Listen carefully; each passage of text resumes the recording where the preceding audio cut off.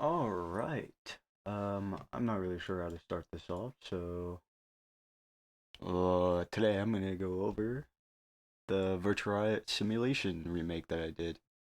Um, I'm gonna delete all this because this was me trying to do the first drop and the break, but since I no longer have the wave file for simulation, I'll just start with the part that I actually remade.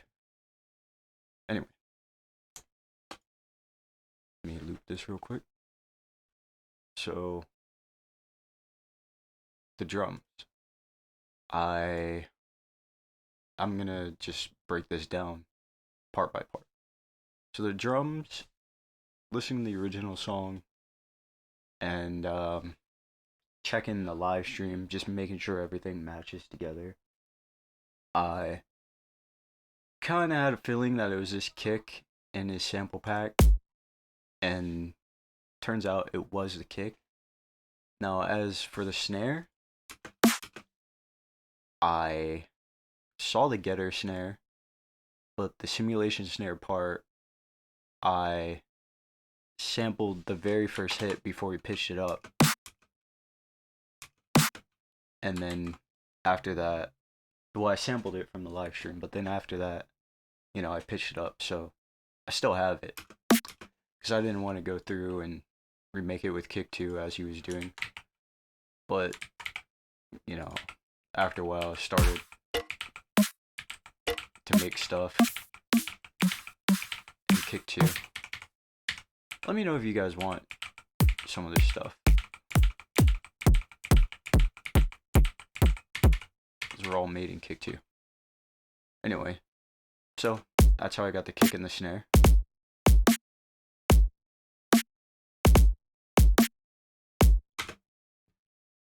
And cymbals were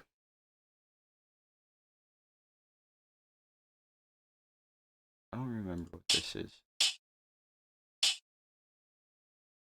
I'm not sure what that is. Which part that comes in. It even does come in. I know it's not needed. But he used from his sample pack. I'll go over the routing and everything later for how he usually does it. Here's the drums together.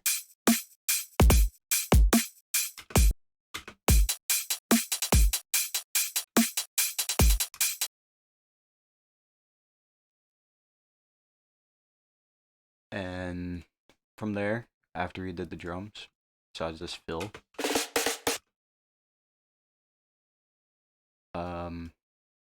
we go on to the basses.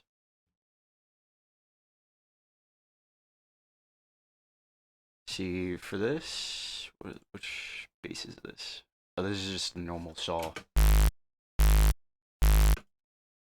So this is a cool bass because it's nothing but just a saw wave, a sub, and some noise, and a saturator, and distortion.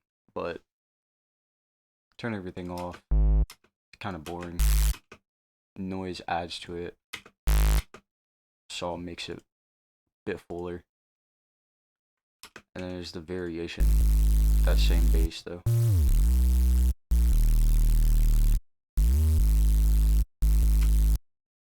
And this is the ARP. This adds a lot to it. These two. That is kind of like just a normal detune saw ARP. This adds a lot. This is the donk.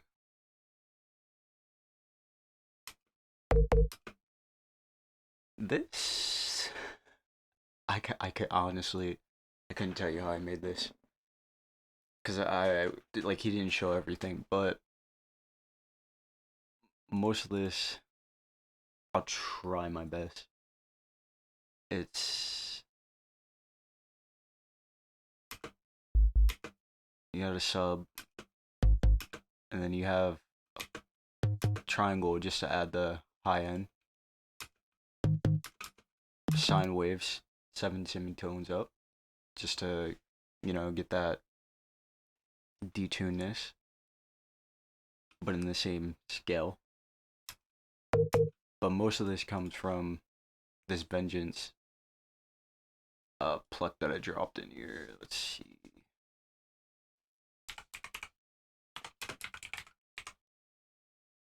If I can find it.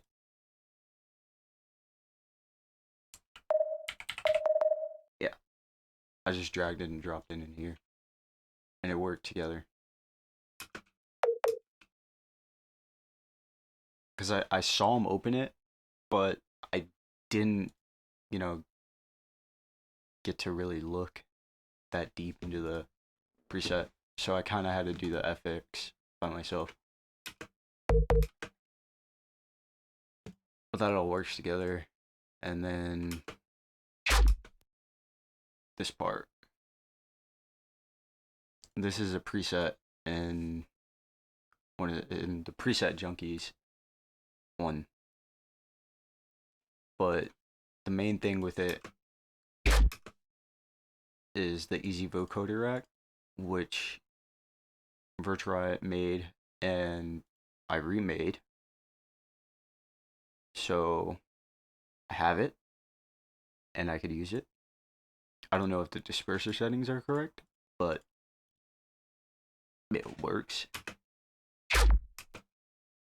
And it sounded good. Now the fun part is that it's just a normal saw wave. 25% detune, 2 unison. Most of it comes from the effects. Cutting out some mids, saturator.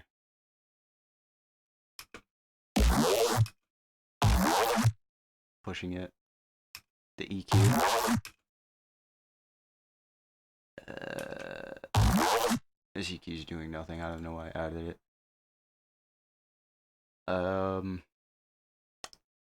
Vocoder on his default settings. Usually it's at 40 bands. I put it at 20. Multiband comp. The texture. There's no numbers on there. I wish there was numbers on this to show. Is there?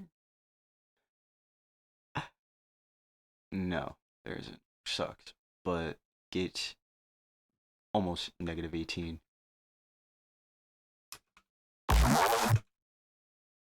Fat rack that I remade because of Reddit.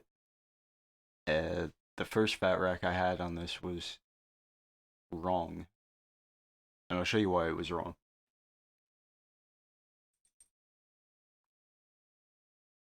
See, when I tune the stereo, it sounds way too wide because the stereo rack, it's I didn't have it on the right band. It's supposed to be mid-side instead of just normal width. So that's too mono. That's way too wide. But when I fixed it, it sounded much better. It's very subtle, but it's a huge difference. That's nothing, and that's just cutting out some.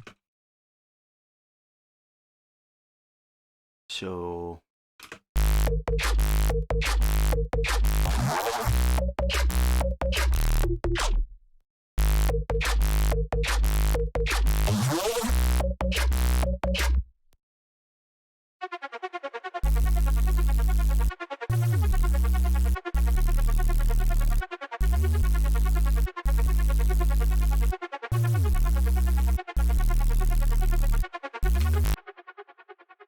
synths.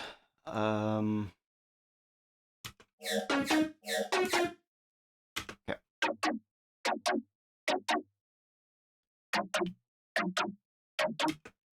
detune saws with the vocoder on, and without it, it's very plucky, but it's just normal saws. But then the vocoder just adds a lot more to it. Got some sine waves here.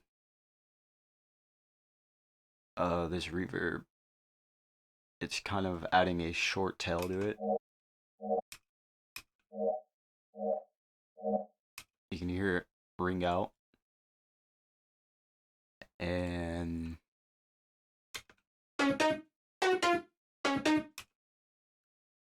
most of the characters come from the reverb in this.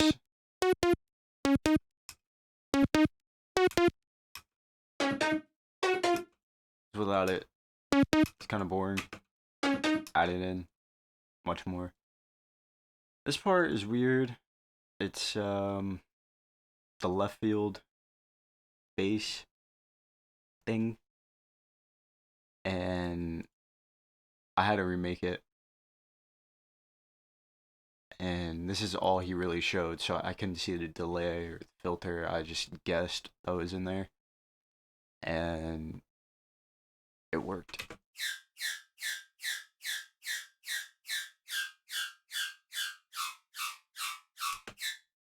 As long as it worked, it's all fine.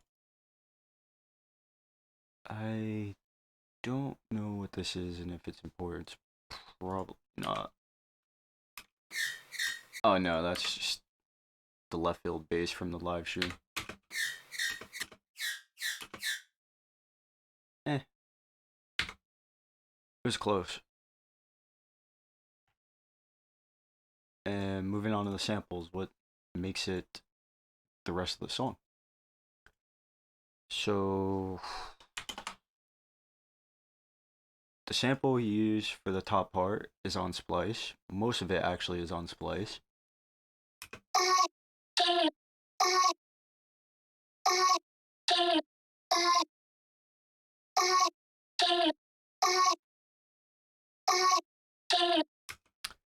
Cutting it up, how he cut it up.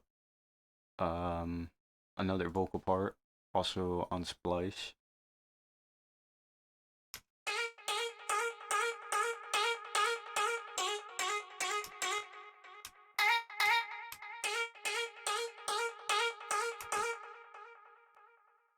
This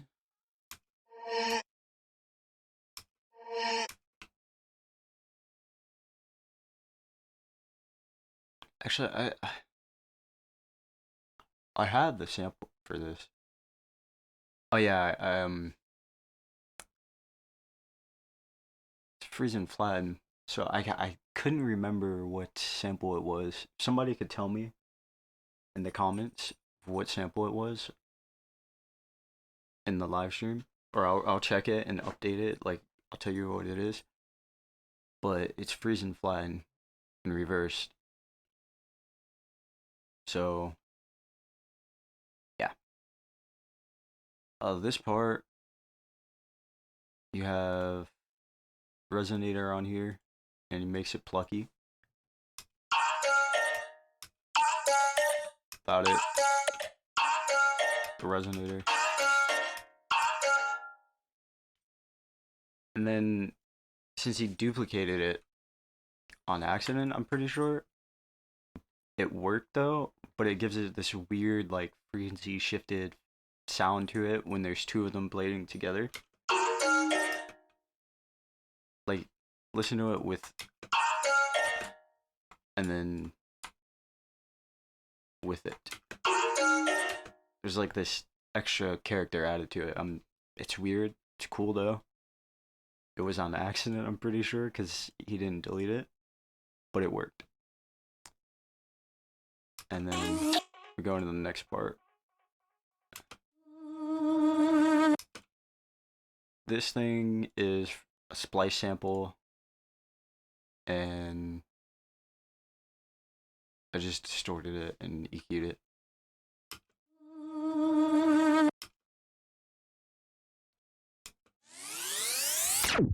Leviathan stuff. Now for this, it's from a YouTube video. I don't know what YouTube video it is, so I sampled it from the live stream, and till I find that YouTube video, I will keep it like this. Hopefully I find it. Here's what I really want.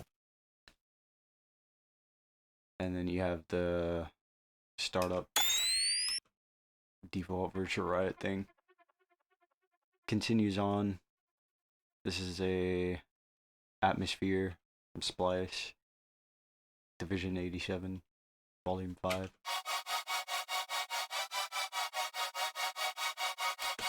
Did a real cool transposition thing here.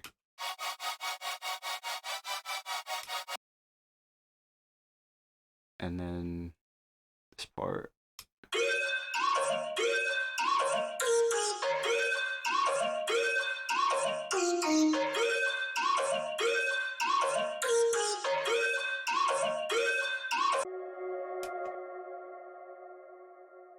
Okay. I'm gonna break down the effect rack that I have here. So I have auto tune, the first thing. Frequency shifter is turning off on these parts, because if I leave it on, transient master, make it more plucky. Saturator, default virtual riot settings. Multiband comp.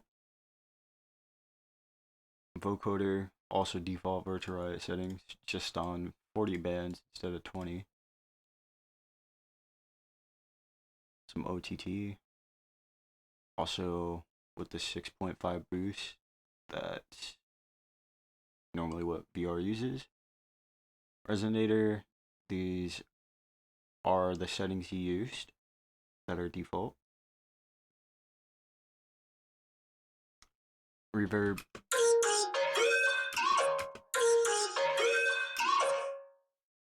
Makes it a little bit less harsh. Same with the Pro EQ3 and the EQ, cutting out some lows. And then this is just the same rack. I think just a little bit different settings on the frequency shifter.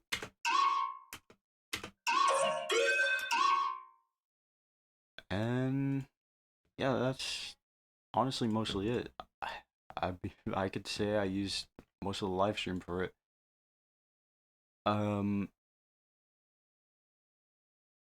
But the real helping part is to like watch his live streams and stuff. And if you want, you can start saving, you know, like the default presets he uses or whatever. Like for EQ8, whenever he drops it in on his live streams, I see that it's just a normal cut. And then for multiband, for the OTT, he has a 6.5 dB boost. You know, reverb. Most of this is just what he has saved. It's so much better to have these settings locked in for you, so that you don't have to go tweaking or whatever else.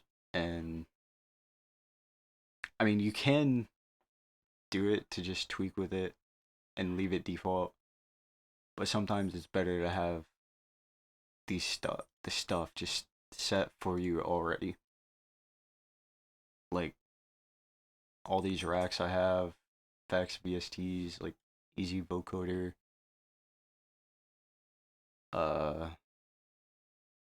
rhythm shift rack, fat racks, just a bunch of random stuff. It's fun, and you could just throw it in on anything and experiment. It's such a time saver.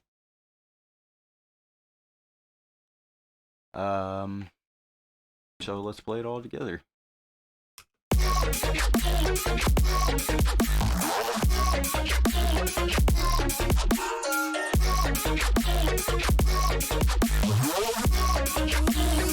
Here's what I really want.